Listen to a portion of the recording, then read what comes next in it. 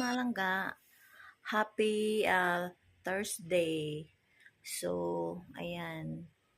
Kagigising ko lang mga langga kasi puyat ako sa tindahan ko. So, magdamag akong nagbabantay ng tindahan. So, kahit pa man puyat tayo sa pagbabantay ng tindahan, so panatilihin pa rin natin maging glow ang ating sarili. So, ngayon mga langga, gusto ko lang i-share sa inyo paano ba maging masaya sa buhay.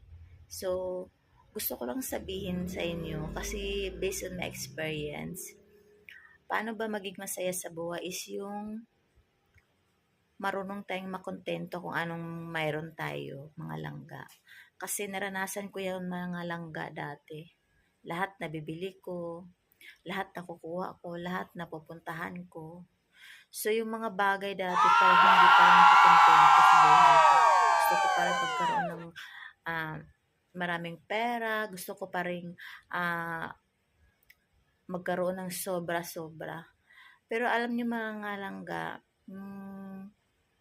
sa panahon na talagang mayroon ako, yung talaga as in ang dami kong natutulungan. Tumutulong ako sa mga tao, mga kailangan, may nagchat sa akin na yung mga anak nila, kailangan ng funds. Tapos, pag may yung kalamidad sa mga baha, pumutok ang mga bulkan. So, nagbibigay tayo ng mga relief goods. So, kahit naman ganun mga langga, nagagawa ko yung mga bagay na yun. Sobrang saya kung ang nagagawa ko yung mga bagay na yun. Nabigyan ko ang mga magulang ko, mga kapatid ko. Pero mayroon palang akong isang bagay na natutunan na parang may kulang pa rin. So, isa sa mga natutunan ko is yung dapat marunong tayong makontento sa sarili natin. Kung ano yung ipinagkaloob sa atin ng Diyos, huwag tayong maghangad ng sobra-sobra. Kung mayroon mang ibibigay sa atin, bonus na lang yun sa ating Panginoon. Hangarin natin yung sapat na, mayroon tayong pagkain, tirahan, mayroon tayong mapagkitaan, malusog tayo, masaya tayo.